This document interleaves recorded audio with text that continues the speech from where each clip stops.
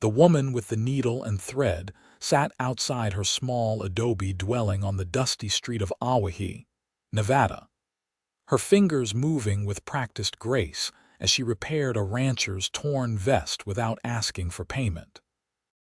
Marisol Kane had arrived in this silver mining town 3 months earlier, fleeing memories she could not speak of, and she had quickly earned a reputation for her kindness and skill with a needle, though folks whispered about the sadness that lived behind her dark eyes.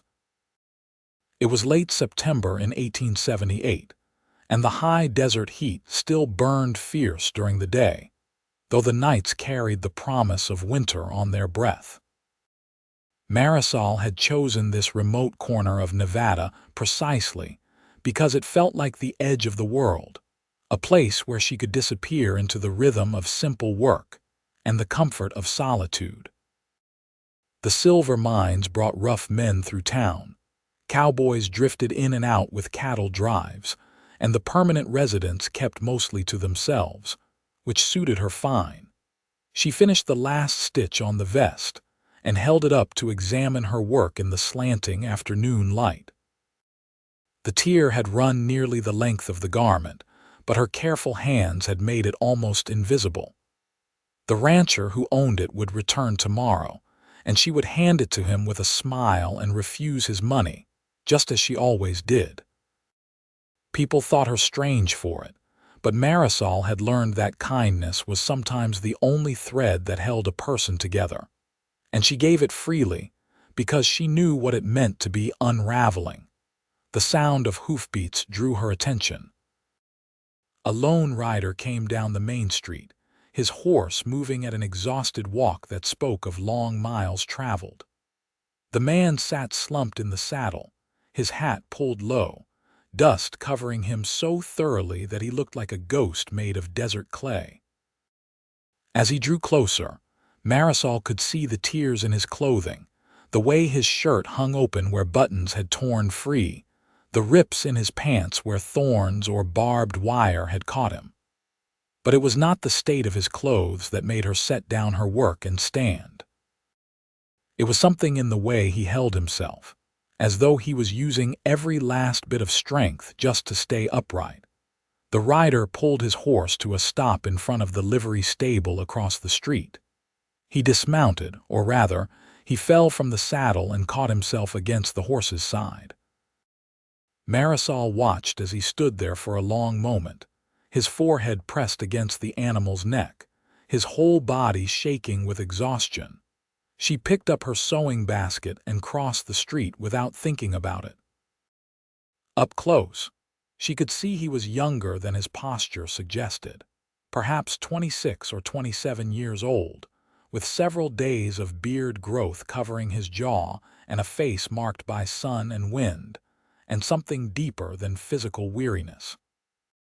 "You look like you could use some help," she said quietly. The man lifted his head and looked at her. His eyes were the color of storm clouds, gray and troubled with shadows underneath that spoke of sleepless nights. "I can manage," he said, but his voice cracked on the words. "I can see that," Marisol replied, "but managing and doing well are two different things. When was the last time you ate?" He opened his mouth to answer, then closed it again, his brow furrowed as though he was truly trying to remember. "Day before yesterday, I think," and slept. This time he did not even try to answer. He turned away from her and began loosening his horse's girth with fumbling fingers.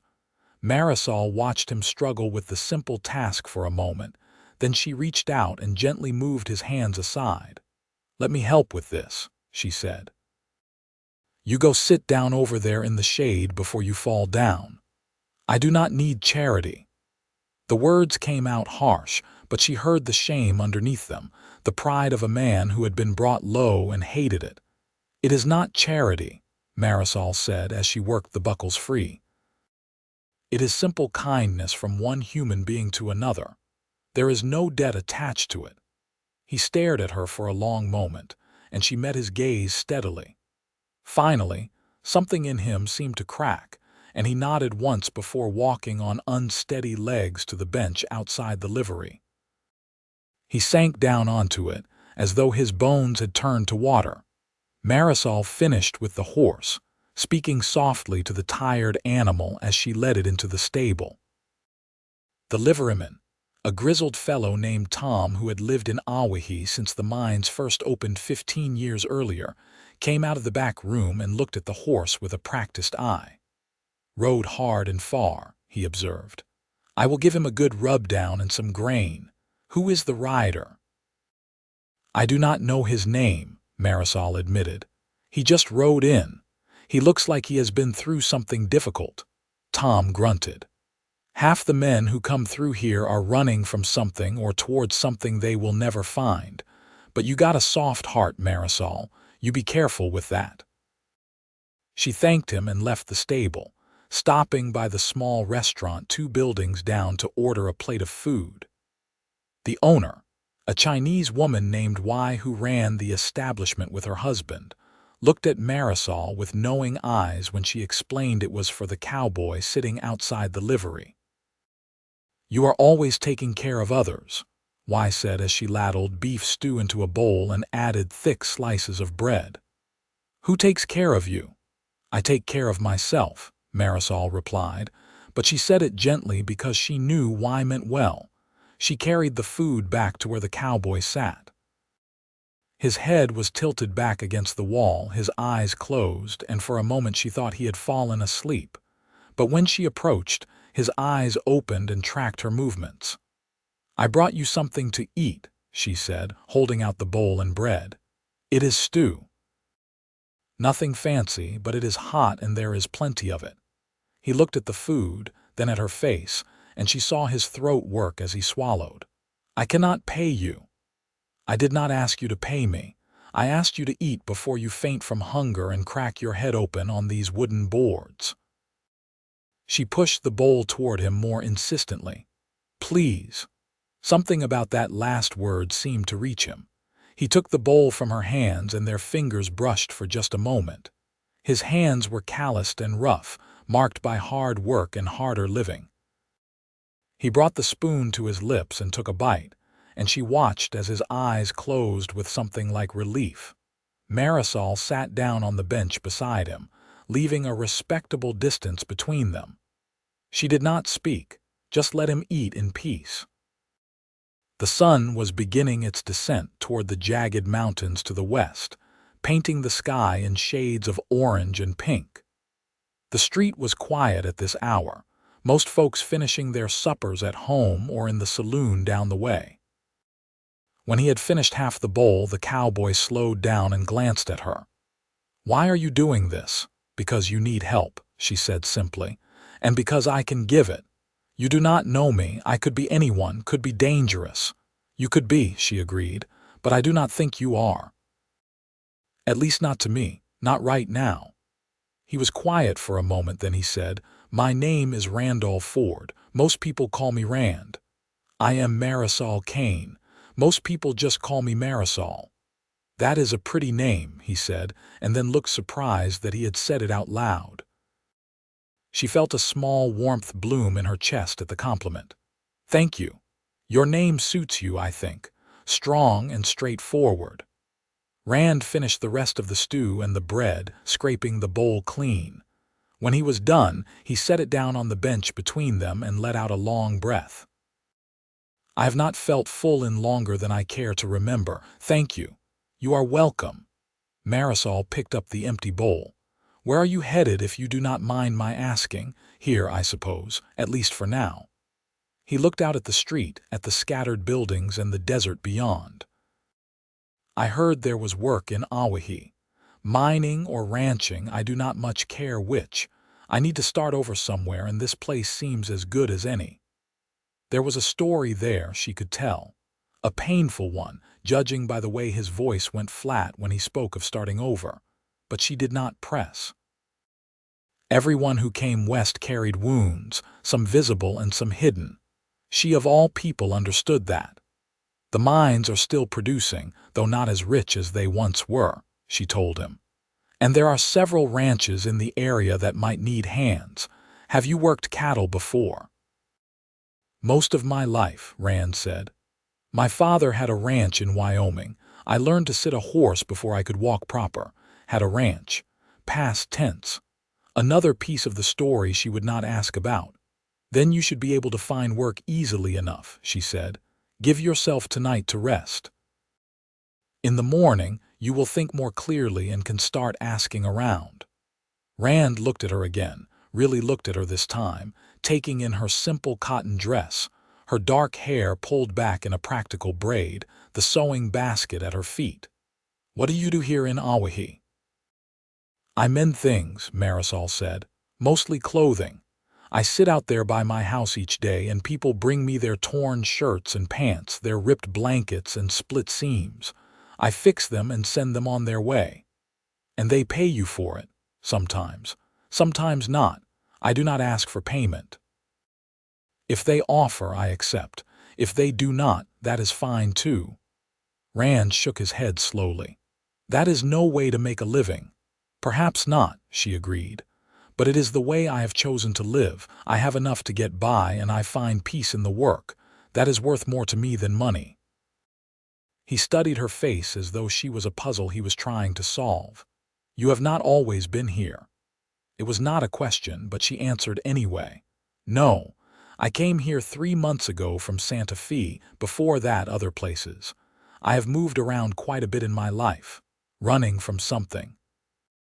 The directness of the question caught her off guard. Most people were too polite or too uninterested to ask. Yes, she said after a moment, though perhaps it is more accurate to say I was running toward something. Peace, maybe. A place where I could just be. Rand nodded as though he understood perfectly. I am running too, he said quietly. Though I am not sure what I am running toward, just knew I could not stay where I was. They sat in silence for a while, two broken people watching the sun sink lower in the sky. Marisol felt a strange kinship with this man she had just met, a sense of recognition that went beyond words. He was damaged, that much was clear, but not beyond repair.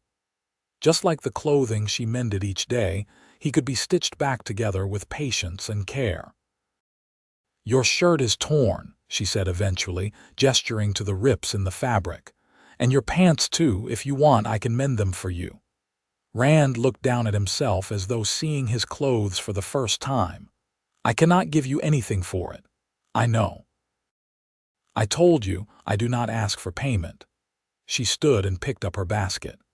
There is a boarding house 2 streets over, run by a widow named Mrs. Fletcher. She has clean rooms and reasonable rates. Tell her I sent you, and she will not ask questions. In the morning, bring your torn clothes to me, and I will fix them while you look for work. Why are you being so kind to me? Rand asked, standing as well. He was tall, she realized, several inches over 6 feet, but he carried himself with a kind of defeated slouch that made him seem smaller. Because someone was kind to me once when I needed it most, Marisol said. And because I can see that you need kindness right now more than you need anything else. Before he could respond, she turned and walked back across the street to her small house. She could feel his eyes on her as she went, but she did not look back. Her heart was beating faster than it should, and her hands trembled slightly as she set down the empty bowl. She had not expected to feel anything when she moved to Owyhee, had thought her capacity for connection was buried too deep to be reached. But something about Randall Ford's storm-gray eyes and broken posture had touched a place inside her she thought was sealed off forever. That night, she lay in her narrow bed and listened to the wind whisper through the desert sage outside her window. She thought about the cowboy and wondered what had brought him to this edge-of-the-world town. She wondered what he was running from, what had put those shadows in his eyes. And she wondered, with a flutter of something that might have been hope or might have been fear, if their meeting was the beginning of something or just another brief connection in a life full of goodbyes. The next morning dawned clear and cool. Marisol rose with the sun, as was her habit, and made herself a simple breakfast of bread and coffee. She carried her chair outside and set up her sewing station, laying out her threads and needles in neat rows. The street was quiet at this early hour, just the sound of a rooster crowing somewhere and the distant clang of the stamp mills processing ore from the mines. She had been working for perhaps an hour, repairing a tear in a woman's skirt, when she saw Rand walking toward her. He had cleaned up some, she noticed, washed the worst of the dust from his face and hair, but his clothes were still torn and travel-stained, hanging loose on a frame that looked like it had lost weight recently. "Good morning," she called out when he was close enough to hear. "Morning," he replied. He stopped a few feet away, holding a bundle of fabric in his arms. "I took you up on your offer to stay at Mrs. Fletcher's place. She was kind, asked no questions like you said. She is a good woman. Lost her husband to a mining accident 5 years ago and has been running that boarding house ever since. She understands hard times." Rand nodded and held out the bundle. "These are the clothes that need mending. It is not much. Everything I own is in this pile." Marisol took the clothes from him and began sorting through them. 2 shirts, 1 pair of pants, a vest, and a bandana that had been torn nearly in half. All of it was worn thin from use and weather, patched in places with clumsy stitches that told her Rand had attempted his own repairs at some point. "I can fix all of this," she said. "It will take most of the day, but I can have them ready by evening." "I do not want to take up your whole day," Rand protested. "You must have other work." "Nothing that cannot wait," she smiled at him. "Besides, you need to look presentable if you are going to find work. Cannot have you going around in torn clothes. People make judgments about such things." Rand shifted his weight from foot to foot, clearly uncomfortable with accepting more help. "I will find a way to pay you back. Once I get work, once I have money coming in, I will bring you something." "If it makes you feel better to think that way, then fine," Marisol said. "But I need you to understand something, Randall Ford. This is not a transaction. This is just one person helping another person because it is the right thing to do. The world has enough people who only give when they expect something in return. Let there be some of us who give freely." He looked at her for a long moment, and she saw something shift in his expression. The hardness around his eyes softened just a fraction. "You are an unusual woman, Marisol Kane, so I have been told." She set his clothes on the chair beside her. "Go on now. Go ask about work at the ranches. The closest one is the Double T, about 3 miles north of town. They run cattle and sometimes need extra hands. Tell them you are a friend of mine and they will at least hear you out. You think your name carries weight around here. Not weight exactly. But people know me. They know I would not send someone their way if I thought they were trouble." Rand touched the brim of his hat in a gesture of thanks. "I appreciate it more than I can say." She watched him walk away, his stride a bit steadier than it had been the day before. A full stomach and a night's sleep had done him some good, though she could still see the exhaustion in the set of his shoulders. Whatever he was carrying, it was more than physical weariness. It was the kind of bone-deep tired that came from the soul. Marisol picked up his shirt and examined the tears. There were 3 of them, long rips that suggested he had forced his way through something sharp, perhaps a barbed wire fence or thick brambles.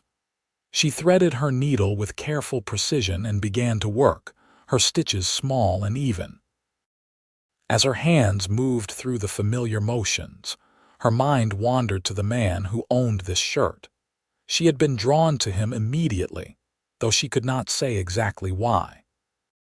Perhaps it was the vulnerability she sensed beneath his rough exterior, the way he tried so hard to maintain his pride even as he accepted help he desperately needed.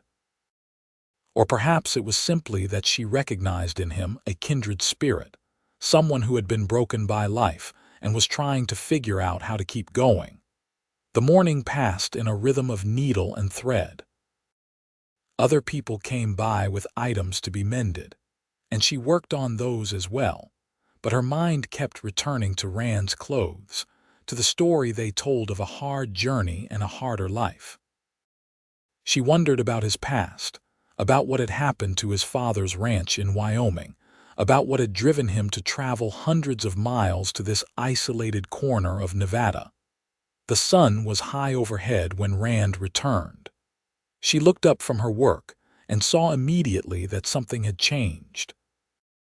There was a lightness in his step that had not been there before, and when he came close enough for her to see his face clearly, she saw the faintest hint of a smile. "You look like you have good news," she said, setting down the pants she had been working on. "I do. The foreman at the Double T hired me on, said they need someone who knows cattle, and I convinced him I know them well enough. I start tomorrow morning." "That is wonderful," Marisol said, and she was surprised by how genuinely happy she felt for him. "I told you they would give you a chance." "You were right." Rand removed his hat and ran his hand through his hair. "The foreman man named Jack Sullivan, he said your name was good enough reference for him. Said anyone you vouched for was worth talking to at least. Jack is a fair man. He will work you hard, but he will treat you well." "Hard work does not scare me. I am grateful to have it." He paused, then added, "Thank you, again. Seems like all I do is thank you. You are welcome. Again." She gestured to the chair beside her. "Sit down for a moment. You walked 6 miles in the heat. You should rest before you walk back to the boarding house." Rand hesitated, then sat. He seemed more relaxed now, less guarded than he had been the previous day. The promise of work had given him back some of his dignity, she thought. It was one thing to accept help when you had no other choice, but another entirely to accept it when you knew you could soon stand on your own feet again. "How long have you been in Owyhee?" he asked as she picked up his shirt and resumed her stitching. 3 months, like I said yesterday. Came in on the stage in late June when the heat was at its worst. And before that, Santa Fe. Yes, I lived there for almost a year. What brought you there? Marisol was quiet for a moment, considering how much to share. But there was something about Rand that invited honesty, perhaps because he had his own pain he was carrying. "I was married," she said finally. "My husband died 2 years ago. After he passed, I could not bear to stay in the place where we had been happy together, so I started moving. Every few months I would pack up and go somewhere new, trying to outrun the grief." "I am sorry," Rand said, and the simple words held genuine compassion. "That must have been hard." "It was. It still is some days, but it is getting easier slowly. Coming here to this quiet place where nobody knows my story has helped." "What was his name, your husband?" "Miguel. Miguel Kane. We were married for 3 years. He was a good man, gentle and kind.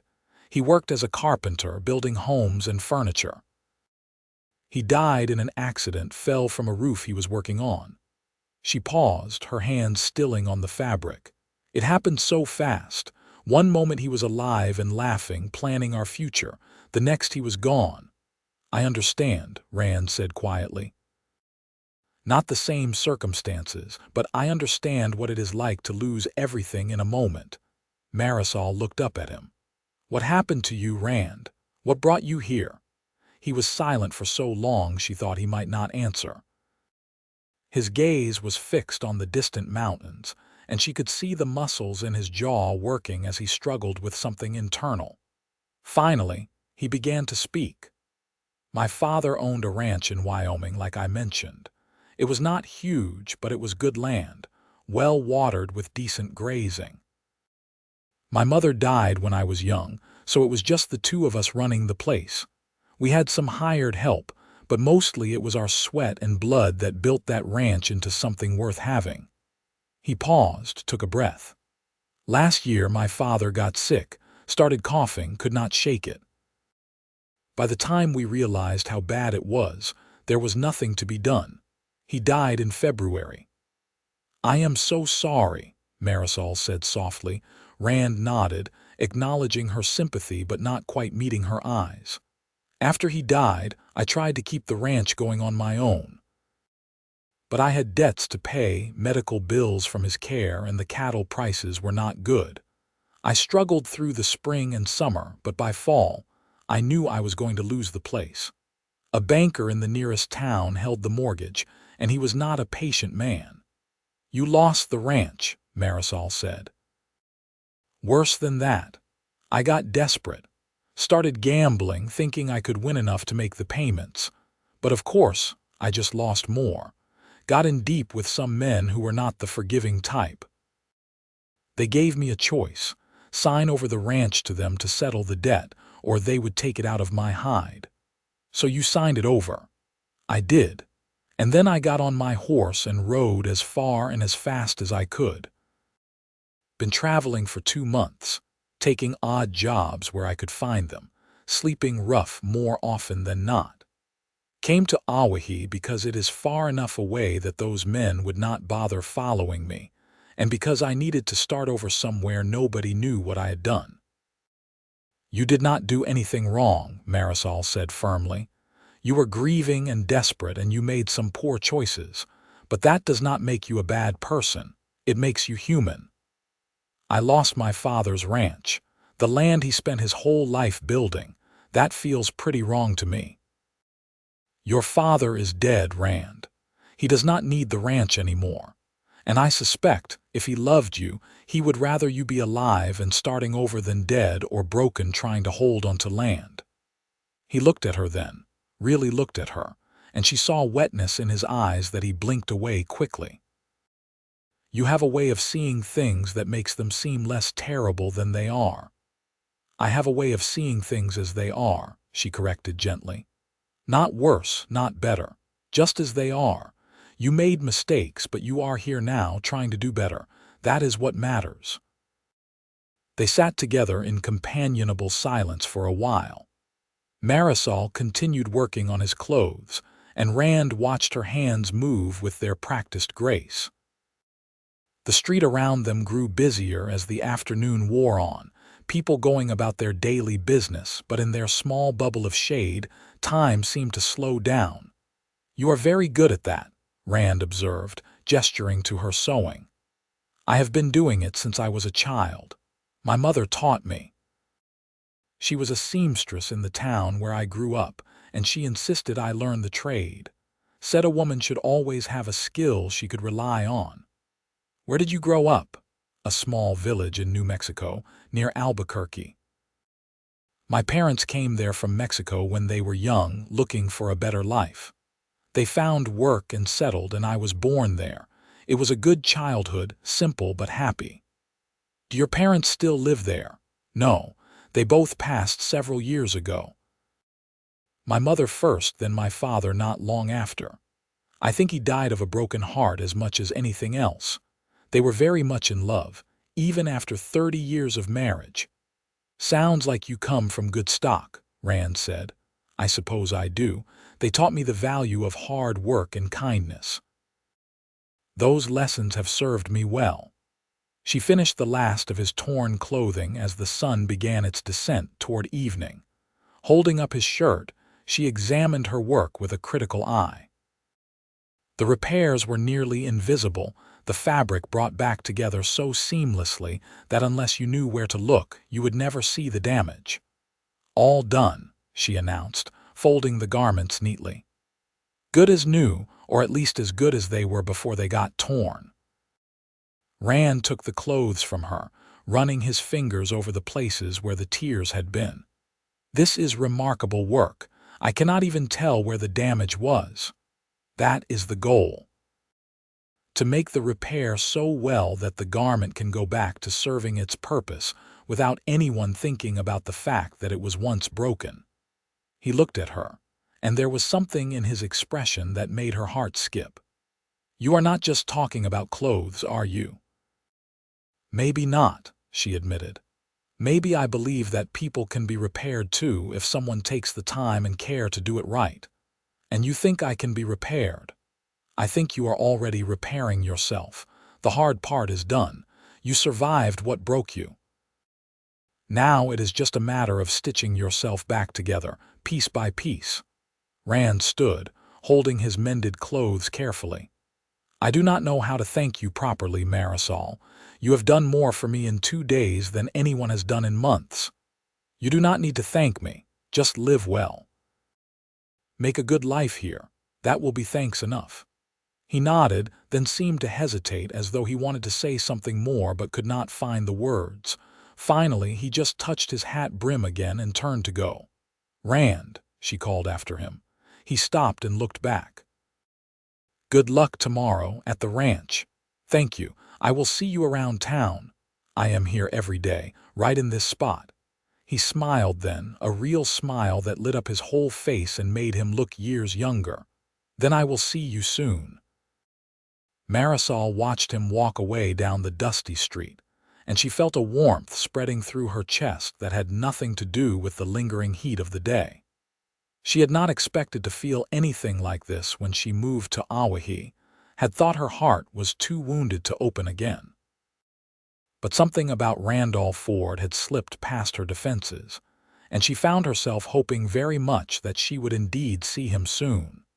The days turned into weeks, and Marisol fell into a new rhythm. She sat outside her house each day with her needle and thread, mending the tears and frays that people brought her. But now, several times a week, Rand would appear, sometimes in the evening after his work at the ranch was done, sometimes on Sunday when he had the day off. He would sit with her and talk, sharing stories of his day or his past, and slowly, carefully, they built something between them that felt precious and fragile and real. She learned that he had been raised on horseback, that he could rope a steer with his eyes closed, that he had a gentle way with animals that came from his mother's patient teaching before she died. She learned that he had wanted to be a veterinarian when he was young, but the practical needs of the ranch had claimed him instead. She learned that his favorite food was apple pie, that he hated the taste of whiskey but loved good coffee, that he could not carry a tune to save his life but loved to listen to music. And he learned about her too.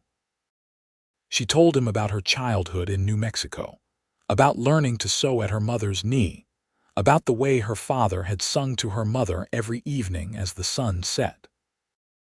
She told him about meeting Miguel at a dance, about their courtship and marriage, about the quiet happiness they had built together before it was all ripped away. She told him about the 2 years of wandering after Miguel's death, looking for a place where the grief did not feel so heavy.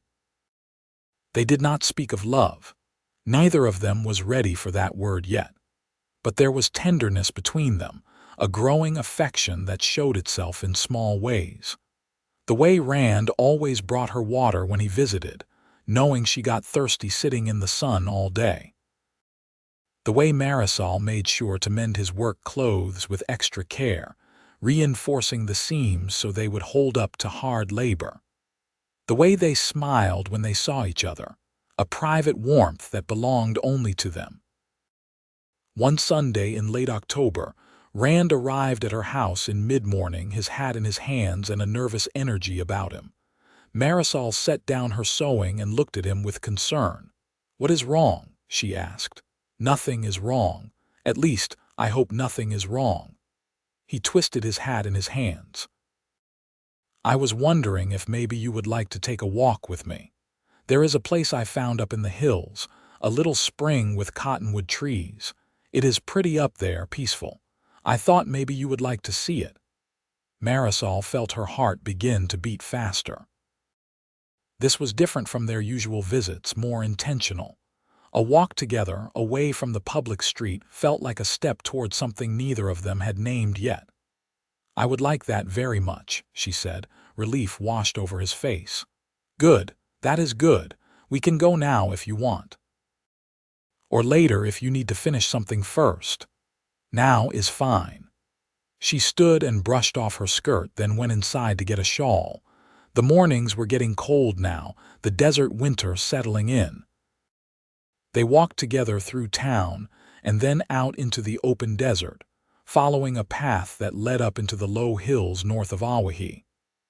Rand kept a respectful distance, not touching her, but staying close enough that she could feel his presence.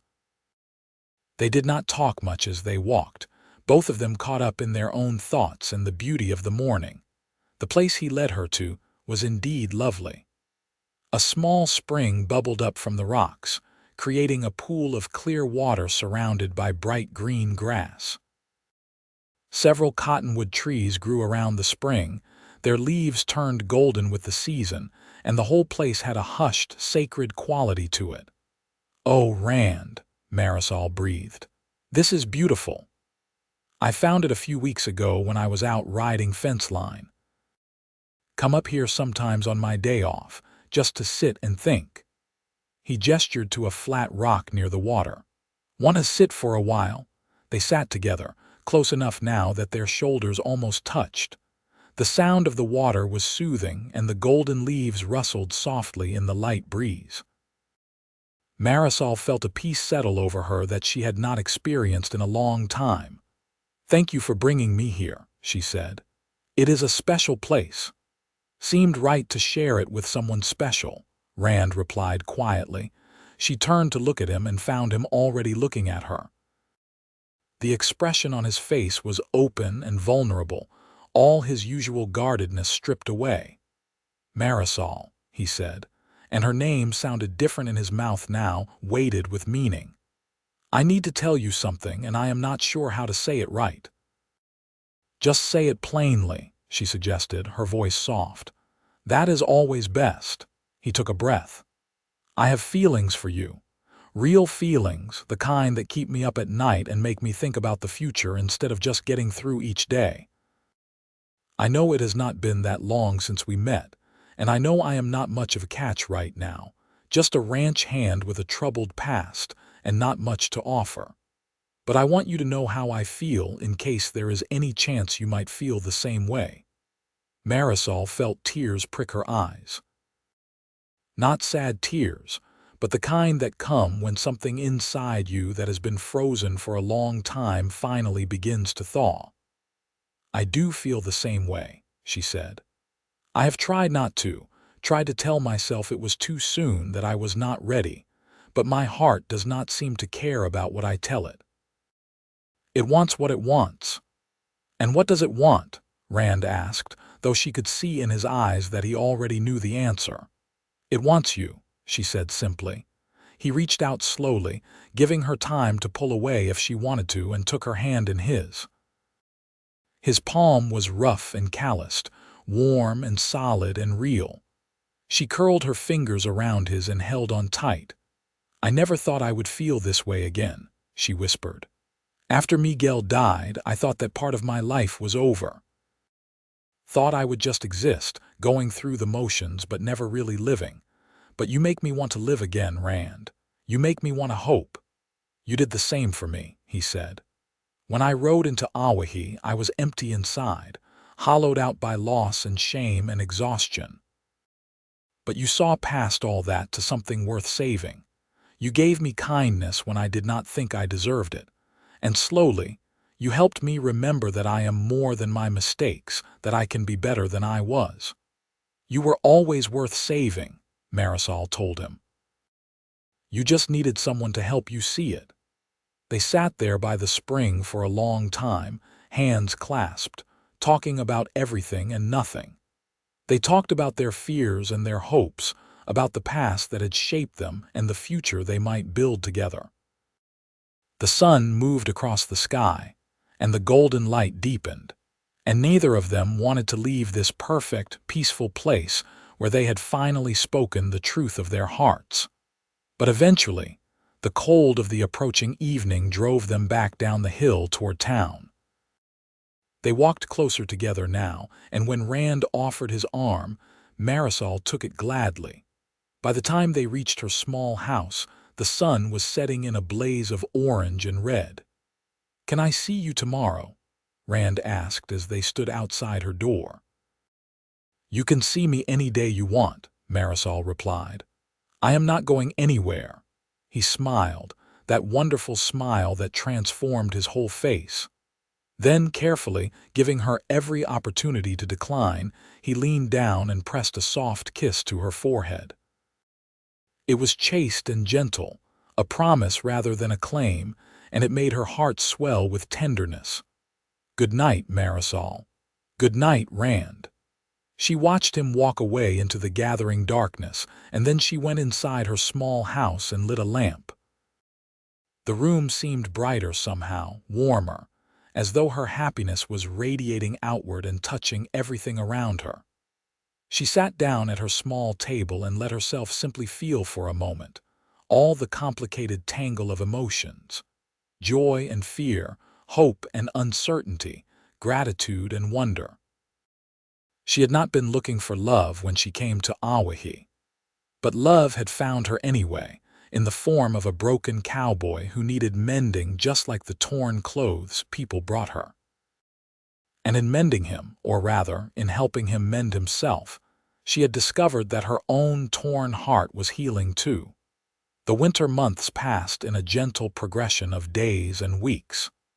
Rand continued working at the Double T Ranch, proving himself to be as skilled and dedicated as he had claimed. Jack Sullivan, the foreman, told anyone who would listen that Rand was the best hand he had hired in years, a man who understood cattle and horses and did not shirk from hard work. Rand's confidence grew as the weeks passed, the shadows in his eyes fading little by little as he rebuilt his sense of self-worth. He and Marisol spent every spare moment together. On Sunday afternoons, they would take long walks through the desert hills or ride out to the spring that had become their special place. On weekday evenings, Rand would stop by her house after work, and they would sit together as the sun set, talking about their days. Sometimes he would help her with heavy tasks she could not manage alone, and sometimes she would feed him supper, simple meals that tasted wonderful after a long day of labor. The people of Owyhee watched their courtship with interest and approval. It was clear to everyone that Rand and Marisol were well matched, two gentle souls who had found each other in the midst of their brokenness. Mrs. Fletcher from the boarding house took to inviting them both for Sunday dinner, beaming like a proud mother as she watched them together. Why from the restaurant started packing extra food whenever Rand came to buy his supper, insisting that he share it with Marisol.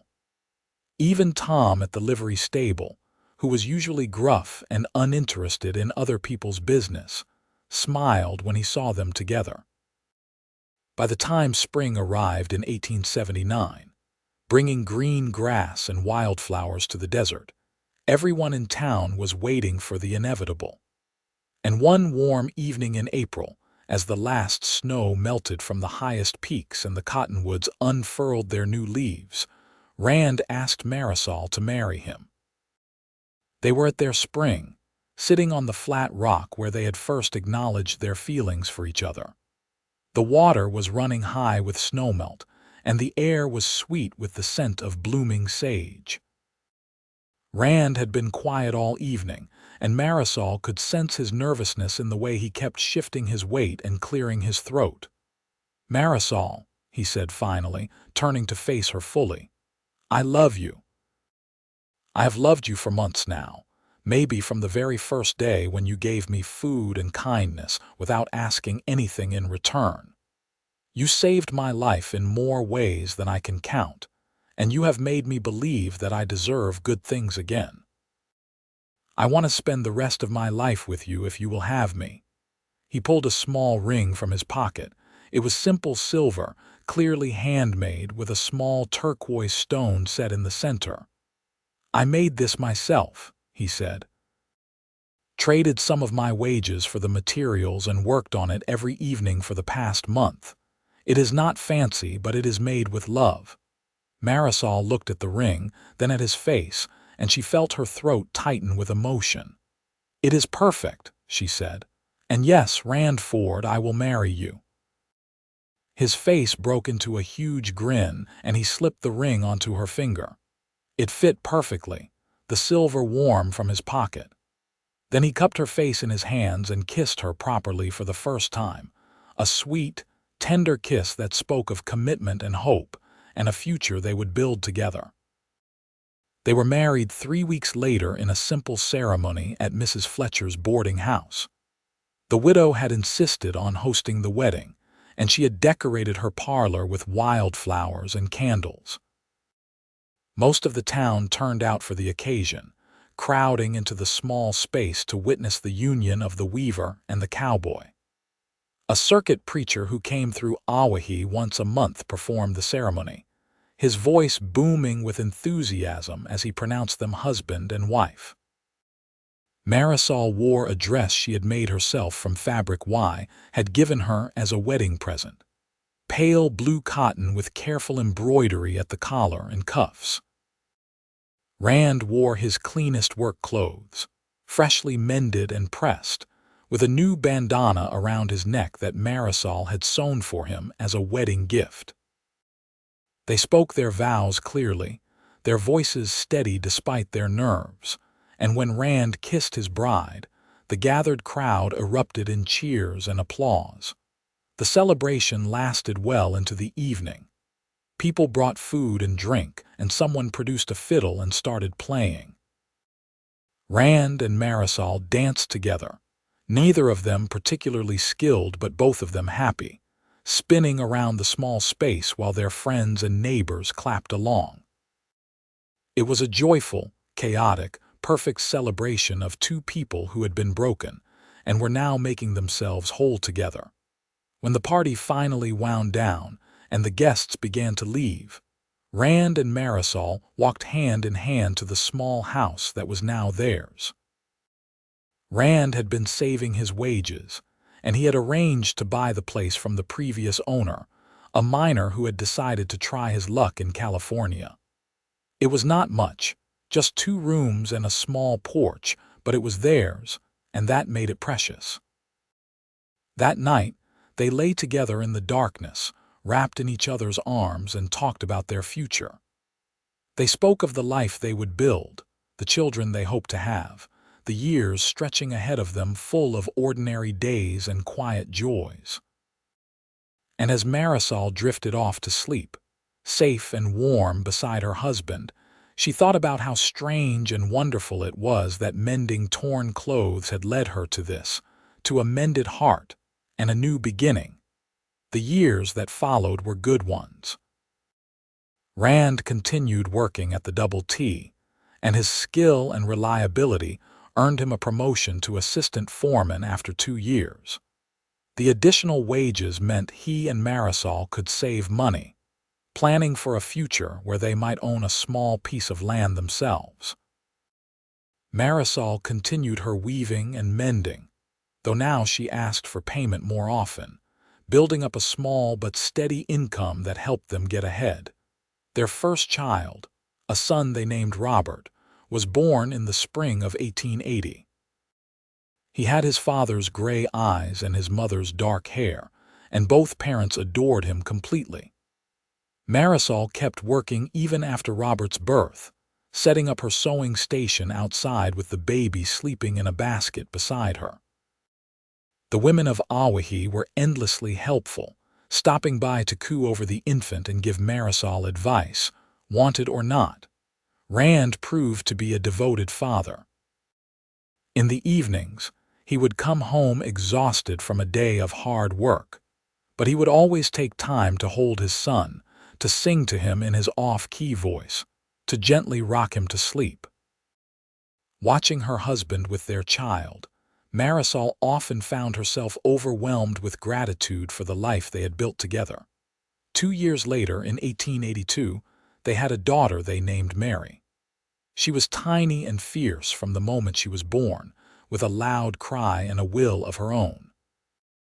Where Robert was calm and observant, Mary was energetic and demanding, keeping her parents on their toes from day one. Marisol laughed and said Mary had clearly inherited her father's stubbornness, while Rand insisted she had her mother's strong spirit. By 1883, Rand and Jack Sullivan had saved enough money to buy a small piece of land together, starting their own modest cattle operation while still working at the Double T. It was hard work, managing 2 jobs at once, but Rand threw himself into it with enthusiasm. This was his chance to rebuild what he had lost, to prove to himself that he could succeed, that the failures of his past did not define his future. Marisol supported him in every way she could. She managed their household with careful efficiency, making sure their small earnings stretched as far as possible. She took on extra mending work to bring in additional income. And most importantly, she was there at the end of each long day with encouragement and love, reminding Rand of how far he had come and how proud she was of everything he was accomplishing. Their partnership with Jack Sullivan proved to be a wise decision. Jack was 10 years older than Rand, experienced and steady, and he had connections throughout the region. Between his business sense and Rand's skills with cattle, their operation grew steadily. By 1885, they were running a respectable herd on decent grazing land, and the profits were enough that Rand could quit his job at the Double T and focus entirely on their own ranch. They called it the Double R, for Rand and Robert, though Mary insisted loudly that it should include her initial too. Marisol suggested they think of it as standing for both Robert and the whole family, which satisfied their daughter's sense of fairness. The ranch was modest by Wyoming standards, but substantial for Nevada, with good water access and enough acreage to support a growing herd. As the ranch prospered, Rand and Marisol were able to improve their home. They added 2 more rooms to their small house, giving the children their own space and creating a proper workshop where Marisol could do her sewing away from the dust and weather. Rand built furniture with his own hands, remembering skills his father had taught him, and Marisol sewed curtains and quilts that made their home warm and welcoming. In 1886, they had their 3rd child, another son they named Thomas. He was a happy baby, quick to smile and slow to fuss, and he completed their family in a way that felt perfect and right. With 3 healthy children, a successful ranch, and love that had only deepened with time, Rand and Marisol felt truly blessed. But life was not without its challenges. In the winter of 1887, a terrible blizzard struck northern Nevada. It lasted for days, trapping them in their house and killing livestock across the region.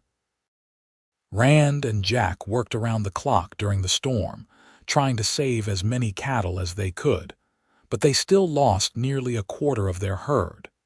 It was a devastating blow financially, setting them back by at least 2 years. The night after the storm finally passed, Rand sat at their kitchen table with his head in his hands. "I cannot believe this," he said, his voice rough with exhaustion and despair. "We were doing so well. We were finally getting ahead, and now this." Marisol came to stand behind him, placing her hands on his shoulders. "We will get through this," she said firmly. "We have gotten through worse. We will rebuild the same way we rebuilt before." "I do not know if I can," Rand admitted. "I do not know if I can face starting over again." "You are not starting over," Marisol said. She came around to sit beside him, taking his hands in hers. "Starting over is what you did when you came to Owyhee with nothing but a worn-out horse and torn clothes. This is different.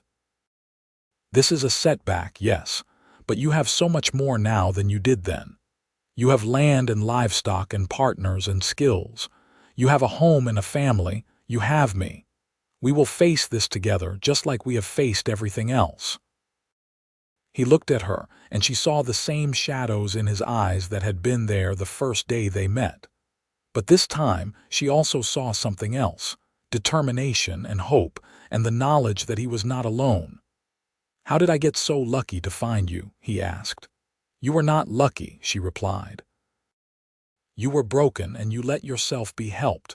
You were humble enough to accept kindness from a stranger.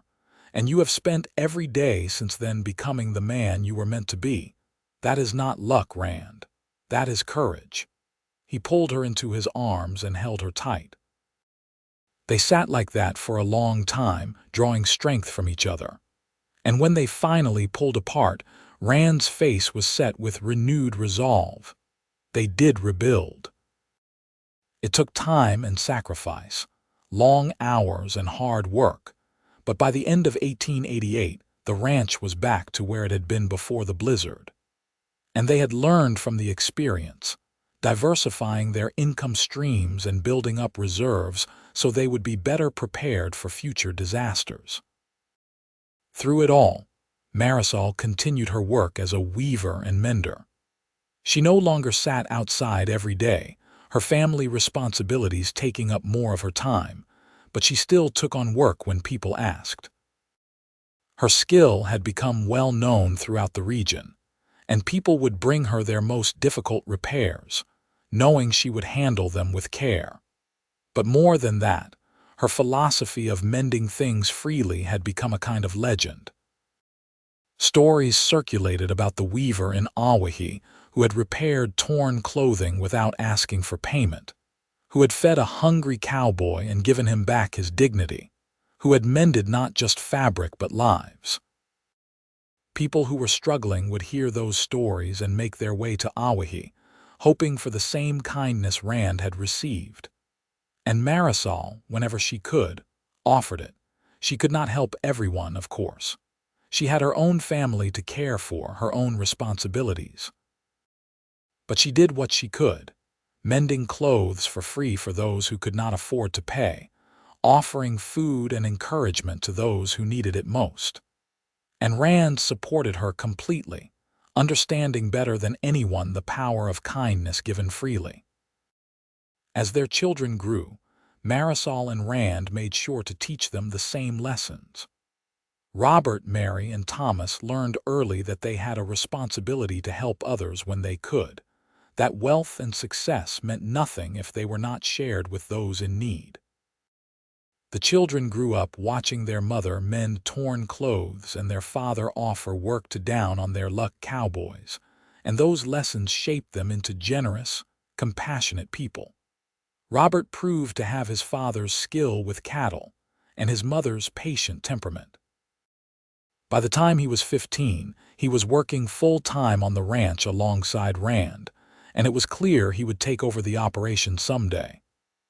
Mary, true to her fierce nature, surprised everyone by becoming fascinated with horses. She had a gift for training them, a gentle firmness that won even the most stubborn animals over. Thomas, the youngest, inherited his mother's skill with needle and thread, along with an artistic eye that led him to experiment with leatherwork and metalsmithing. The years passed in a rhythm of seasons and celebrations, challenges and triumphs. Rand and Marisol grew older together, their faces lined by sun and wind and laughter, their hands roughened by work, but still gentle when they touched each other. Their love, which had begun as a spark of recognition between two broken people, had been forged into something unbreakable by time and shared experience. In 1895, when Rand was 43 and Marisol was 40, they celebrated their 16th wedding anniversary. Their children surprised them by organizing a party, inviting friends and neighbors from all over the region. The celebration was held at the ranch, with long tables set up outside under the spring sky, laden with food that people had brought to share. As the evening drew on and the sun began to set, someone called for a speech. Rand stood reluctantly, unused to being the center of attention, and pulled Marisol up to stand beside him. "I am not much for speeches," he began, and the gathered crowd laughed affectionately. "But I figure if there was ever a time to say something, this is it. 16 years ago, I rode into Owyhee with nothing. I had lost everything that mattered to me, and I did not know if I had the strength to keep going. But this woman right here saw something in me worth saving. She gave me food when I was hungry, mended my clothes when they were torn, and offered me kindness when I did not think I deserved it. She taught me that being broken is not the end of the story, that with patience and care and love, broken things can be made whole again. He turned to look at Marisol, taking both her hands in his. You saved my life, Marisol, not just that first day, but every day since. You have been my partner, my best friend, my reason for getting up in the morning. You have given me 3 beautiful children and a home full of love. You have stood by me through good times and bad, never wavering, never giving up on me or on us. I do not have enough words to tell you what that means to me. Marisol felt tears streaming down her face, but they were happy tears. You saved me too, she said. After Miguel died, I was just going through the motions of living, not really feeling anything. But you gave me a reason to hope again. You showed me that it was possible to love again, to build again, to believe in the future. Our life together has been the greatest blessing I could have asked for. They kissed to thunderous applause and cheers. And as the party continued around them, music playing and children laughing and friends celebrating, Rand and Marisol stood together and marveled at the life they had built from the ruins of their brokenness. The years continued to roll past. Jack Sullivan, who had been such a crucial part of their success, passed away in 1898, leaving his share of the ranch to Rand and Marisol in his will. He had never married, and he told them in his final days that they were the closest thing to family he had ever had. They mourned him deeply, but they also celebrated his life and the partnership that had meant so much to all of them. Robert married in 1899, taking a wife named Sarah from a neighboring ranch. She was a strong, capable woman who fit perfectly into their family, and she and Marisol became close friends as well as mother and daughter by law. Mary, true to her independent spirit, declared she had no interest in marriage, preferring to focus on her horses and the training business she was building. Thomas, at 17, was courting a young woman from town, though nothing had been decided yet. As the new century dawned in 1900, Rand and Marisol found themselves entering a new phase of life. At 48 and 45 respectively, they were no longer young, but they were healthy and active, still working the ranch and enjoying their family. Robert and Sarah had given them their first grandchild, a baby girl they named Margaret, and being grandparents brought them a joy they had not anticipated. One evening in the late summer of that year, Rand and Marisol took a walk together up to their spring. They had not been there in a while, their responsibilities keeping them close to home, but they both felt the need to revisit the place where so much of their story had unfolded. The spring looked much the same as it had 22 years earlier. The water still bubbled up clear and cold, the cottonwood trees still provided shade, and the flat rock where they had first confessed their feelings still waited for them. They sat down on it, their bodies fitting together with the ease of long familiarity. "Do you remember the first time we came here?" Marisol asked, leaning her head against Rand's shoulder. "Of course I do. I was scared to death that you would laugh at me for having feelings for you. I could never have laughed at you. I was too busy trying not to cry because I was so happy that you felt the same way I did." Rand wrapped his arm around her waist. 22 years. Sometimes it feels like yesterday, and sometimes it feels like a lifetime. "It has been a lifetime," Marisol said. "A whole lifetime of love and work and family. A good lifetime. The best," Rand agreed. "Better than I ever dreamed it could be when I rode into Owyhee all those years ago." They sat in comfortable silence, watching the play of light on the water and listening to the wind in the cottonwood leaves. After a while, Marisol spoke again. "You ever think about those first days, about how broken we both were, sometimes?" "Mostly I think about how different everything could have been if you had not been sitting outside your house with your needle and thread that day, if you had not offered me kindness when I needed it most. I think you would have found your way eventually," Marisol said. "You are stronger than you give yourself credit for, maybe, but it would have been a lot harder and a lot lonelier without you." Marisol turned to look at her husband's face, tracing the familiar lines with her eyes. He had aged well, she thought. His hair was gray now, and there were deep creases around his eyes and mouth, but he was still handsome to her, still the man who had captured her heart all those years ago. "I love you," she said simply. "I love you too. Always have, always will." They kissed, a gentle press of lips that spoke of comfort and commitment, and a love that had been tested by time and found true. And as the sun began to set, painting the sky in shades of gold and pink and purple, they made their way back down the hill toward home, hand in hand, grateful for every step of the journey that had brought them to this place. The first decade of the new century brought changes to Owyhee and to the Ford family. The silver mines that had built the town were playing out, and some folks moved away to find opportunities elsewhere. But the Ford ranch remained, a stable presence in a changing landscape. Rand and Robert ran the cattle operation together now, with Rand gradually stepping back to let his son take on more responsibility. Mary's horse training business thrived, with clients coming from all over Nevada and beyond to work with her. Thomas followed his artistic bent, becoming a skilled leather worker whose saddles and tack were highly sought after.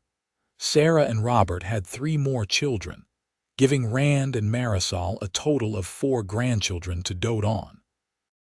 Mary surprised everyone by eventually marrying after all, choosing a quiet rancher named Daniel who appreciated her fierce independence and shared her love of horses. Thomas married his sweetheart from town, a gentle woman named Elizabeth who perfectly complemented his artistic temperament. Through all of it, Marisol continued her work as a weaver and mender. Even as her hands grew stiffer with age and her eyes needed spectacles for close work, she still took on projects, still offered her skills freely to those who needed them. The wooden chair where she had sat for so many years outside her first small house had been moved to the porch of their larger ranch house. And on warm days, you could still find her there with her needle and thread, creating beauty from brokenness. People still came to her with their torn clothing, but increasingly, they came with other kinds of tears too. Young women whose hearts had been broken would sit with her while she sewed, and she would listen and offer wisdom earned through her own pain and healing. Men who had lost their way would find themselves on her porch, and she would give them coffee and encouragement, just as she had once given to Rand. She had become something of a legend in northern Nevada, the weaver whose kindness had changed lives, starting with a cowboy named Randall Ford. In 1910, as Rand approached his 58th birthday and Marisol her 55th, they decided to throw a big celebration for their 30th wedding anniversary. It was held at the ranch in late spring, just as it had been 15 years earlier, but this time the gathering was even larger. All their children and grandchildren were there, along with dozens of friends and neighbors, ranch hands and townspeople, everyone who had been touched by their love story. The celebration was joyful and chaotic, with children running everywhere, adults laughing and sharing stories, and a sense of community that spoke to the life Rand and Marisol had built together. As the evening wore on, Robert stood to make a toast. "I want to say something about my parents," he began, his voice carrying across the gathered crowd. "I grew up watching them love each other, watching them work side by side to build this ranch and this family. They taught me what it means to be a good man, a good husband, a good father. They showed me that strength is not about never falling down, but about getting back up every time you do. They demonstrated that the greatest gift you can give someone is not money or things, but kindness and compassion and unconditional love. He turned to face Rand and Marisol directly. Dad, you came to Owyhee broken and lost, and you found your way back to yourself. Mom, you were healing from your own losses, and you chose to help someone else heal too. Together, you built something beautiful out of your pain. You created a family, a home, a legacy that will last for generations. We are all here tonight because of the choices you made, because of the love you gave each other and gave to us. Thank you for everything. We love you both more than words can say. The crowd erupted in applause and cheers. Rand stood and pulled Robert into a fierce hug, blinking back tears. Marisol embraced them both, her heart so full it felt like it might burst. Mary spoke next, her voice strong and clear. I want to add something, she said. People tell stories about our parents all over Nevada. They tell about how Mom mended torn clothing freely, and how Dad came to her with his torn life, and she helped him mend it completely. They tell about the kindness Mom and Dad showed to anyone who needed it, about how they built their success but never forgot where they came from or how they got there. Those stories matter because they remind people that we are all broken sometimes, and we all need help sometimes, and that is okay. That is human. What my parents taught all of us is that being broken is not something to be ashamed of. It is an opportunity to be remade into something even stronger and more beautiful than before. Thomas was the last of the children to speak. I learned to sew from Mom, he said. She taught me that mending something takes patience and care, that you cannot rush it if you want to do it right. That lesson applies to so much more than clothing. It applies to healing hearts and building relationships and creating a life worth living. Every stitch my mother made was an act of love, whether she was mending a stranger's torn shirt or teaching me how to work leather. She gave her skills freely because she understood that we are all connected, that helping someone else is really helping ourselves. Dad learned that lesson from her, and then he taught it to us. I hope we can pass it on to our own children someday. As the speeches ended and the party continued, Rand and Marisol found a quiet moment to slip away. They walked a little distance from the celebration, just far enough to have some privacy, and stood together looking at the scene before them. The ranch house glowed with lamplight, and the sounds of music and laughter drifted on the evening air. Their children and grandchildren were all there, healthy and happy, living proof of the life they had built. We did good, Rand said quietly, wrapping his arms around Marisol from behind and resting his chin on top of her head. We did, she agreed, leaning back against his solid warmth. Better than I ever thought possible on those dark days after Miguel died, when I thought I would never be happy again. And better than I thought possible when I rode into town with nothing but shame and exhaustion. You gave me back my life, Marisol. You gave me everything. We gave each other everything, she corrected. You helped me heal just as much as I helped you. That is what love does. It takes two broken people and makes them whole together. They stood like that for a long time, wrapped in each other's arms, watching their family celebrate 30 years of love and commitment.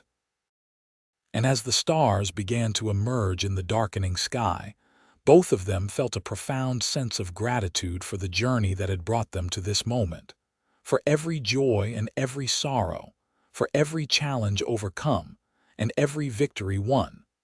The years that followed were gentler.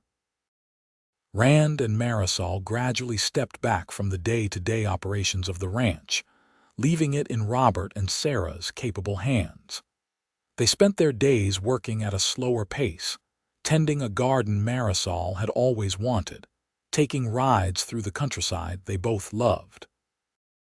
Rand built birdhouses and small furniture pieces, while Marisol continued her mending, though now mostly for family members and close friends.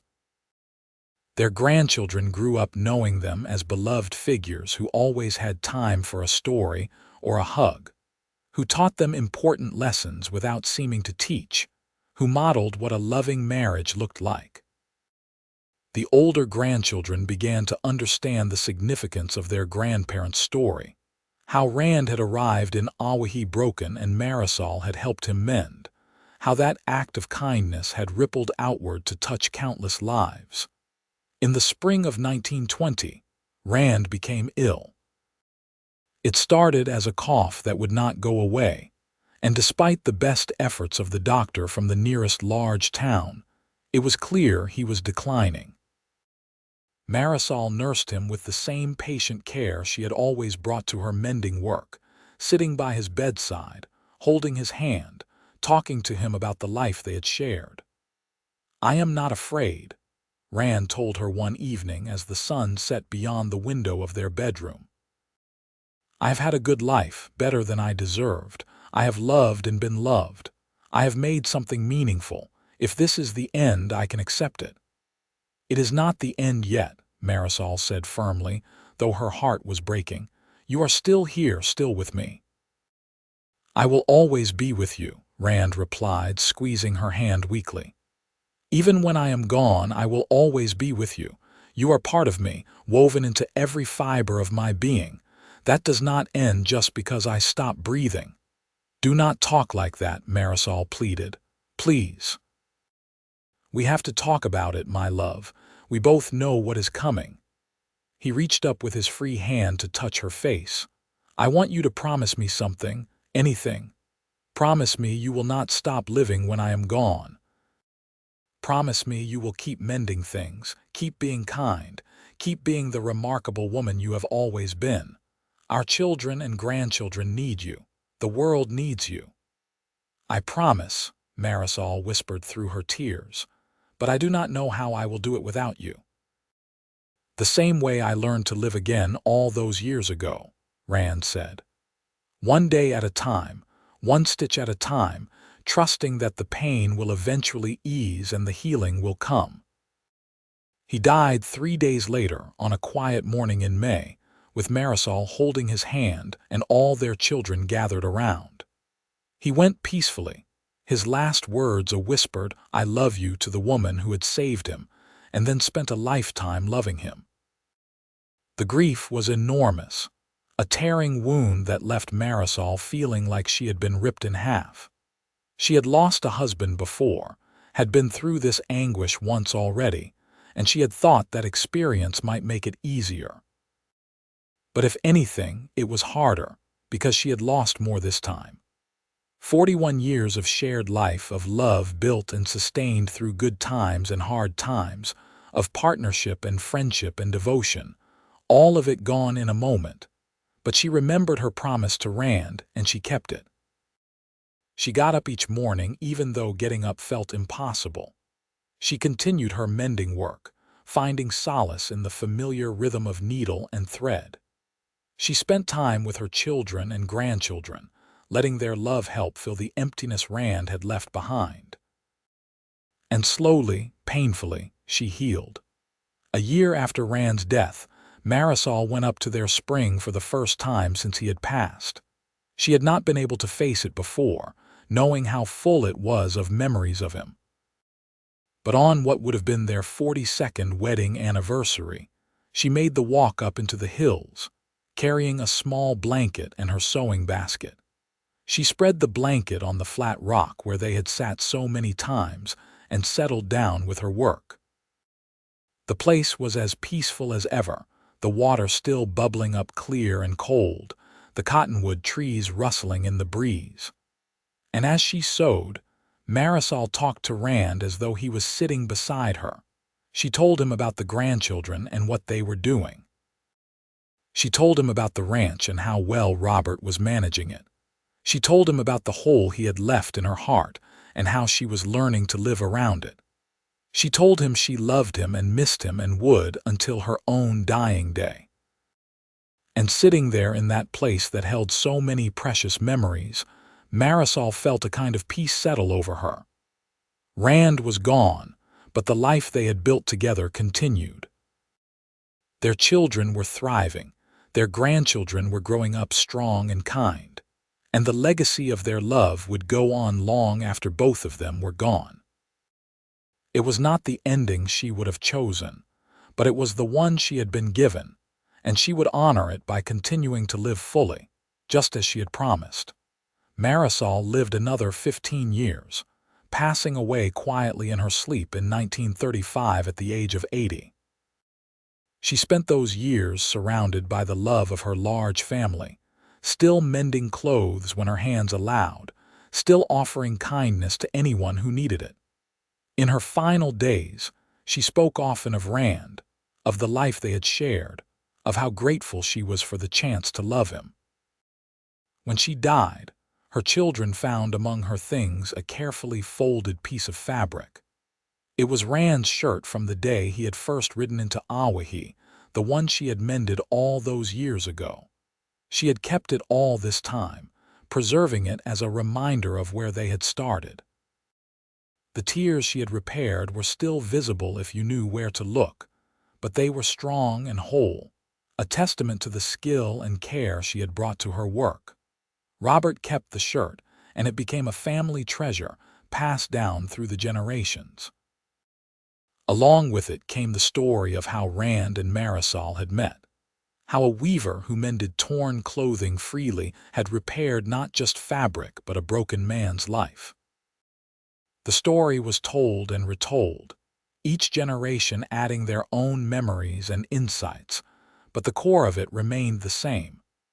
A tale of kindness and healing, of love that grew from brokenness, of two people who found each other when they needed it most and built something beautiful together.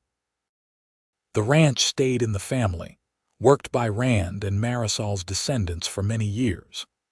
The house was expanded and modernized, but the wooden chair where Marisol had sat to do her mending was preserved, placed on display in a place of honor.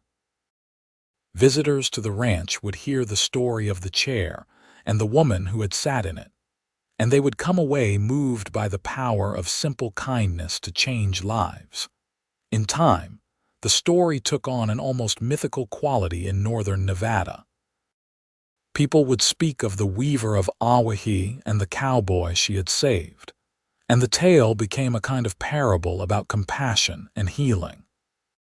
But for those who had known Rand and Marisol, for the children and grandchildren and great-grandchildren who carried their blood and their lessons, the story was much more than a parable. It was a living legacy, a reminder of who they were meant to be and how they were meant to treat others. The love between Rand and Marisol had been real and deep and lasting. It had survived challenges and heartbreaks, had grown stronger with each passing year, had created ripples that spread far beyond their own lives. They had started as two broken people who met by chance in a dusty Nevada town, and they had ended as partners who had built a life of meaning and purpose together. Their story was one of the Old West, of hard work and harder times, of survival and success earned through determination and grit. But more than that, it was a story of the human heart's capacity for healing, for growth, for love that transforms and redeems. It was a story that proved that being broken is not the end, that with kindness and patience and care, even the most damaged things can be mended and made whole. And so the tale of the weaver who repaired torn clothing freely, and the cowboy who brought his torn life to her and found it completely mended lived on, passed down through the years, a reminder that love, when it is real and true and given freely, has the power to heal all wounds and make all things new.